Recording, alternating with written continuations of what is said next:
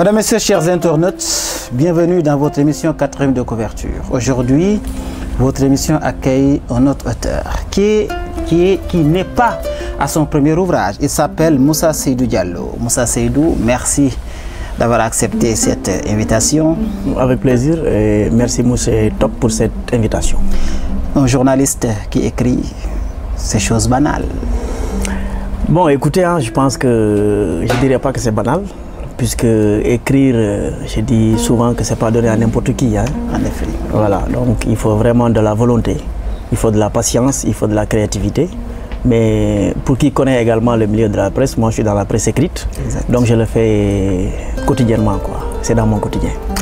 En effet, il a publié cet ouvrage que vous voyez à l'écran, Tranche de vie de Moussa Seydou Diallo. Il nous parle de la vie de façon générale avec une forme arc-en-ciel. Pourquoi ce choix? Bon, écoutez, c'est sur la couverture, hein, tel que vous l'avez dit. Déjà, vous avez un homme. En effet. Un homme, un visage, j'allais dire. Et au niveau de la tête, au-dessus de la tête, vous avez plusieurs couleurs. Je ne dirais pas que c'est des couleurs arc-en-ciel. Ça n'est pas du tout cela. Mais avec beaucoup de couleurs qui montrent un tout petit peu ce qui traverse l'esprit de cet homme-là. Donc les soucis, les enjeux, hein, l'envie d'aller de l'avant, mais également les soucis, les problèmes, les obstacles. Donc c'est un tout petit peu ce qui explique cet homme que vous avez avec donc des images défilantes au niveau donc de son esprit. La forme explique en quelque sorte donc le fond. Maintenant, parlons du fond de cet ouvrage. Tranche de vie avec tranche S. Plusieurs tranches d'une vie ou de plusieurs vies, ça dépend de votre réponse. Pourquoi vouloir écrire sur les difficultés, les soucis, les relations interhumaines de la vie?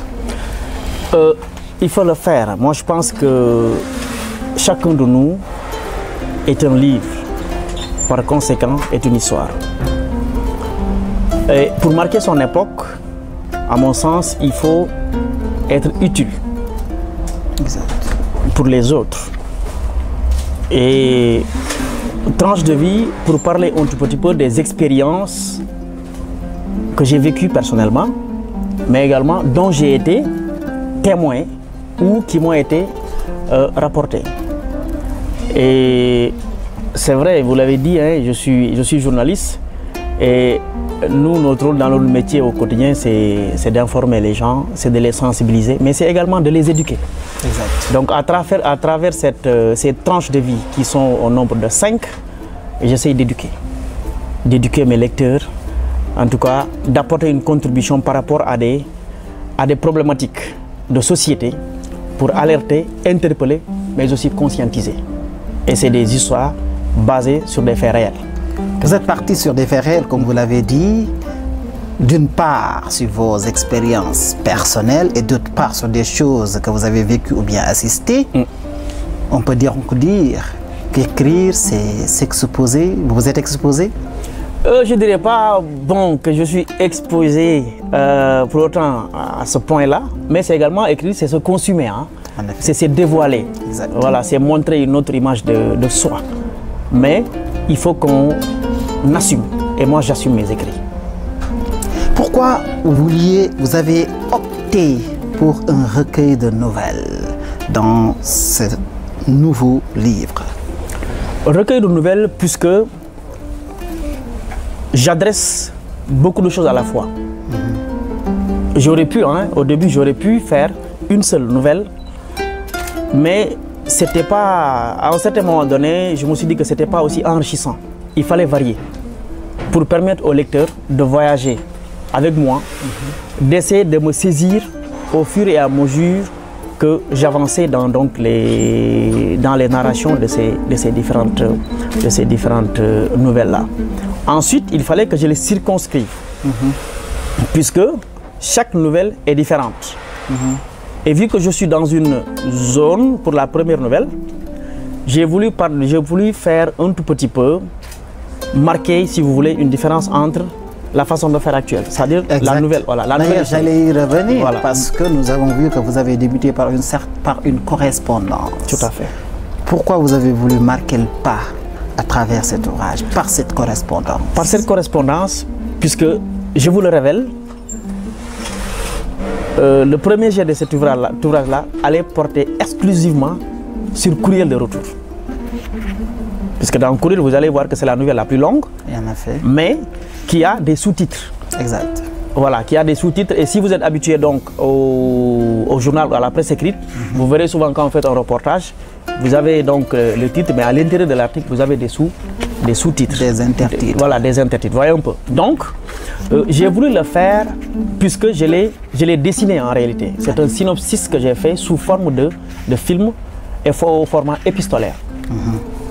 Et pour raconter une histoire, c'est l'histoire d'une ethnie qui n'est pas très connue au Sénégal. Voilà, parce que je vais venir sur ça, pour parler en tout cas de cette histoire à une amie qui se trouve ailleurs. Exact. Mais je le fais dans un village imaginaire pour quand même montrer donc l'authenticité également et la beauté de la créativité humaine. La beauté de la créativité humaine, je rappelle que Tranche de vie propose plusieurs fictions à caractère polysémique, d'après le préfacier Amadou Eliman Khan. La première nouvelle, notamment, qui fonctionne comme un récit en abîme sous forme épistolaire, le fil narratif est à la fois le récit d'une expérience que le narrateur confie à son ami Marie, mais il est également une critique virulente des rapports humains dans une société contemporaine en perte de valeur. Pourquoi porter votre plume sur la cicatrice qui saigne encore, sur les pertes de valeurs humaines, pourtant encore des critiques? Il faut le faire. Il faut le faire, d'autant plus que nous sommes dans un monde, comme il l'a dit, caractérisé par une perte de valeur.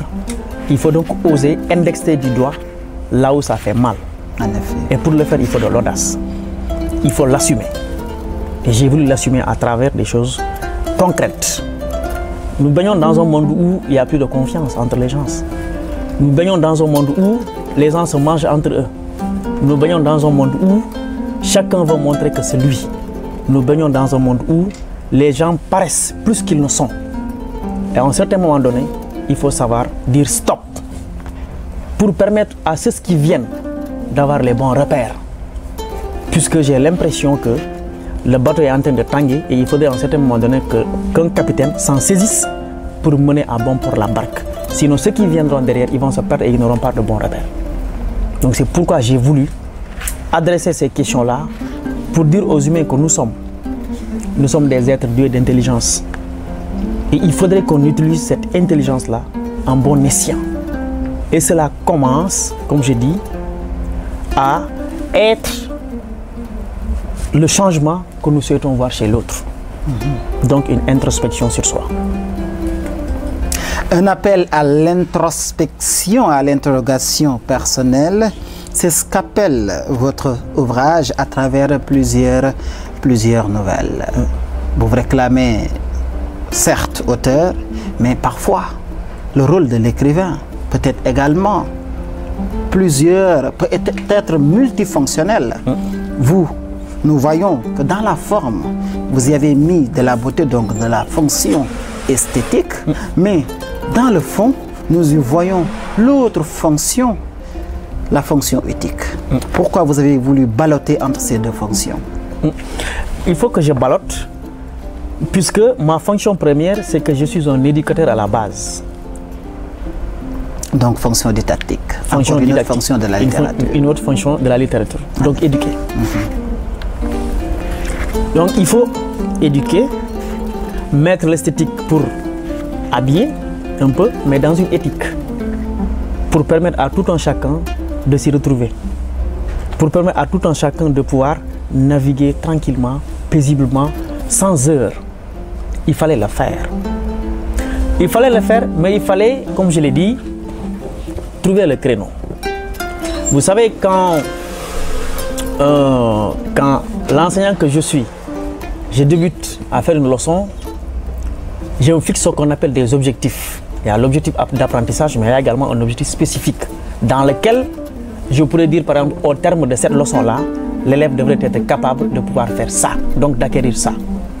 L'objectif dans ce livre, c'est qu'au terme, toutes les personnes qui auront l'occasion, en tout cas, de lire cet ouvrage-là, au terme de cette lecture-là, ils devraient être à mesure de se remettre à cause, de s'interroger sur eux-mêmes, sur ce qui est palpable et sur ce qui n'est pas palpable, mais surtout sur leur importance et sur le rôle à jouer pendant en tout cas donc le court séjour sur Terre. Nous sommes dans une société en déperdition totale, vous l'avez dit, vous êtes éducateur, mais votre approche rappelle en réalité un profil que vous incarnez, que vous ne vous réclamez certes pas de ce profil depuis le début de cet ouvrage, mais vous êtes titulaire d'un certificat d'aptitude pédagogique. D'où votre approche, votre démarche, votre méthodologie. Pourquoi vous avez voulu également adopter cette approche pour vous rappeler que vous êtes avant tout un éducateur, ou bien parce que tout simplement vous êtes écrivain et que votre approche doit être originale? Oui, bon, je ne dirais pas original, hein, parce que vous savez, en réalité, tout ce qu'on dit n'est que répétition, parce qu'il y a des gens qui l'ont déjà dit. Mais il faut l'adapter en fonction du temps, il faut l'adapter en fonction de son époque. En effet. Et pour toucher donc les gens les plus, en tout cas qui sont en phase ou qui sont dans cette période-là. Moi, en tant qu'éducateur, mon rôle, comme je l'ai dit, donc c'est d'éduquer, c'est d'éveiller les consciences, c'est de divertir également par moment. Donc si c'est doublé de ma fonction également de journaliste, mais c'est d'informer également. D'informer pour attirer l'attention de mes lecteurs sur des faits, des problèmes de société, afin qu'ils puissent prendre une conscience. Et c'est seulement avec cette prise de conscience-là qu'on peut déboucher à un changement de paradigme, mais également un changement de comportement pour adresser ces questions-là. Et ces questions-là nécessitent un traitement à la base, un traitement de choc à la base.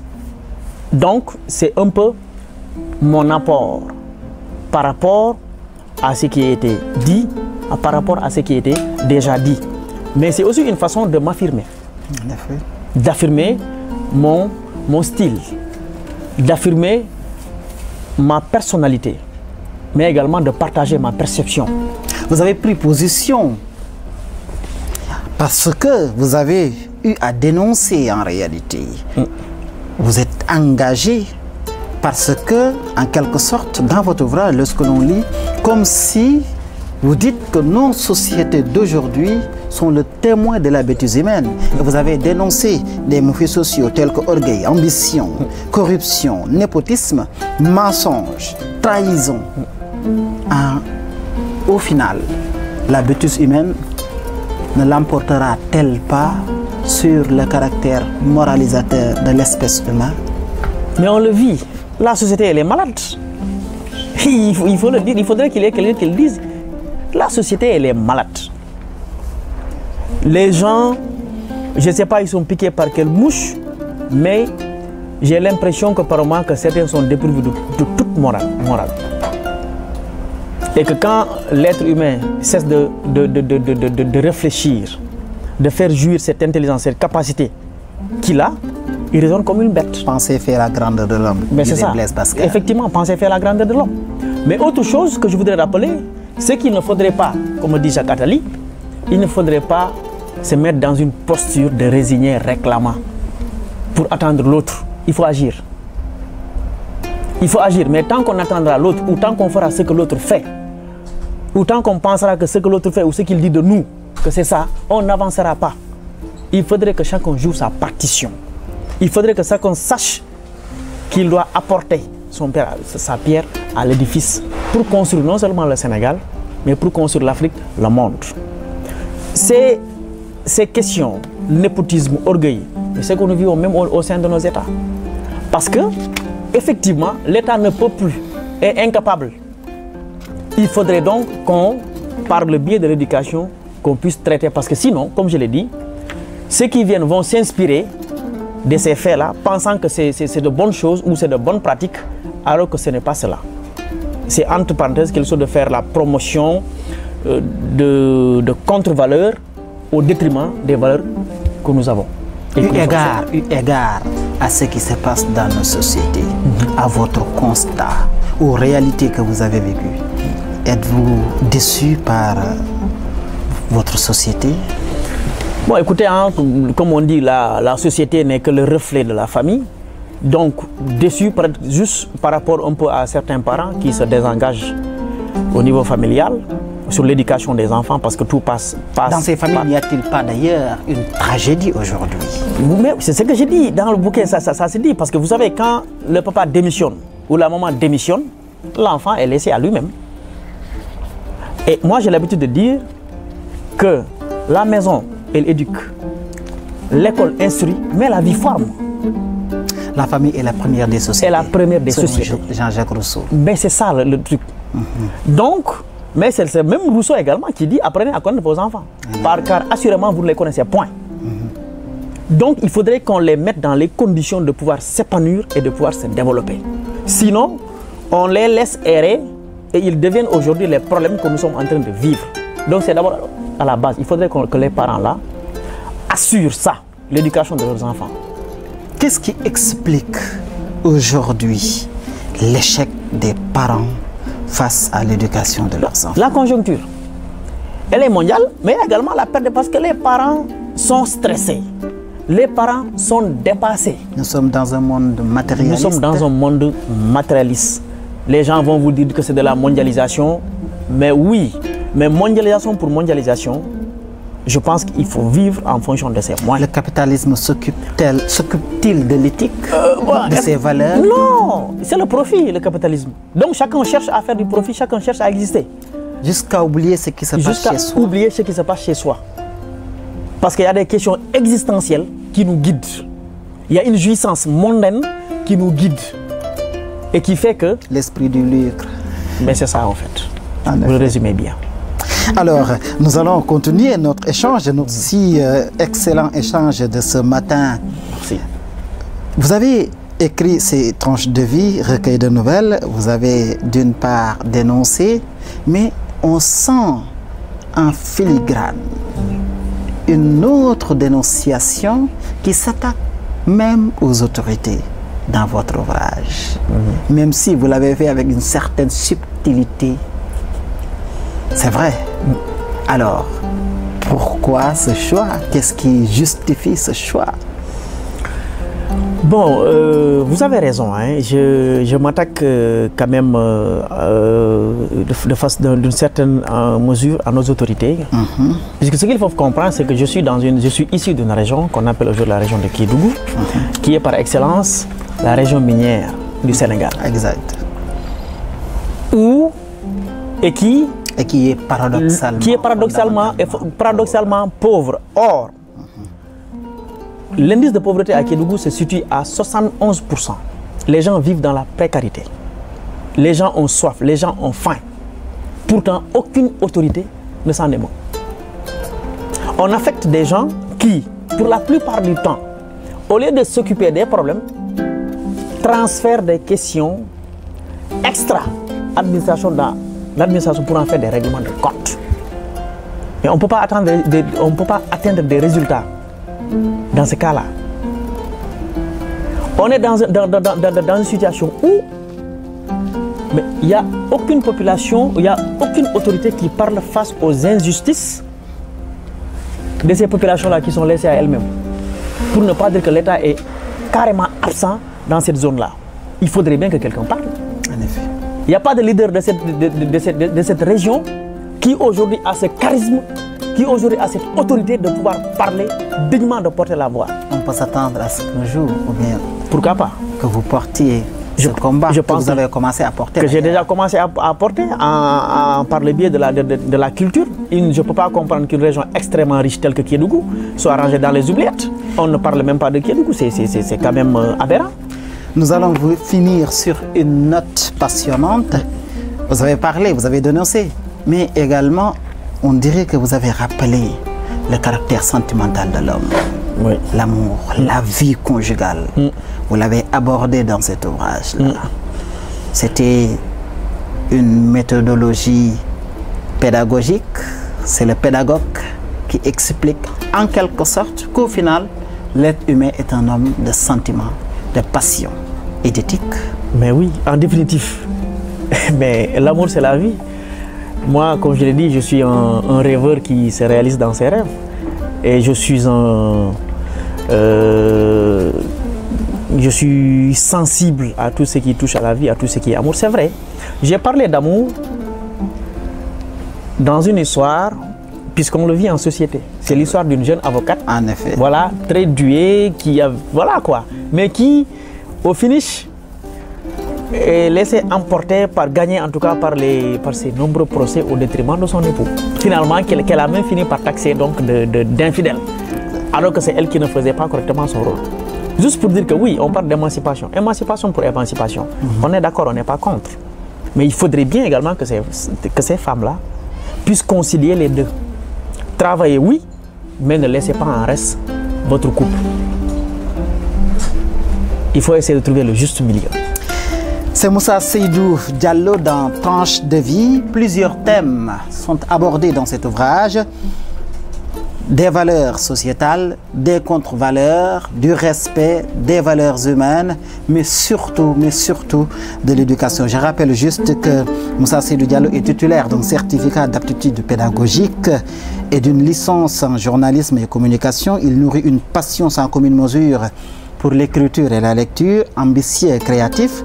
Papis, comme l'appellent affectueusement ses amis et proches, s'investit beaucoup dans le développement local et l'engagement citoyen. Il est président fondateur de Food for Children et secrétaire général de l'Association des journalistes en migration et sécurité du Sénégal. Ma dernière question, Food for Children, les enfants qui ont faim? Des enfants, une association pour traiter la question de l'alimentation scolaire à travers l'installation donc de jardins potagers dans la zone de Kédougou, puisque c'est une zone où à un certain moment donné les enfants décrochaient de façon précocement pour aller travailler dans les sites de repas traditionnels. Et que le PAM se retirait dans un contexte où les gens avaient besoin donc de la présence du programme alimentaire mondial sur le territoire. Il fallait bien qu'on puisse trouver des solutions endogènes, mais qui pourraient également être supportées par les parents. Donc notre trouvaille, nous, en tant que jeunes, c'était de créer cette association-là et de mettre en place des jardins scolaires au niveau des écoles pour permettre non seulement aux enseignants de pouvoir faire des leçons extramuros, mais également de pouvoir permettre aux enfants de trouver de la nourriture et aux parents d'avoir de l'argent en produisant donc des spéculations. Donc, si à Dakar donc nous avons le lait à l'école, à Kédougou nous avons des jardins à l'école produits par des élèves. Ben voilà. Moussa Seydou, merci d'avoir accepté cette invitation. C'est moi qui vous remercie.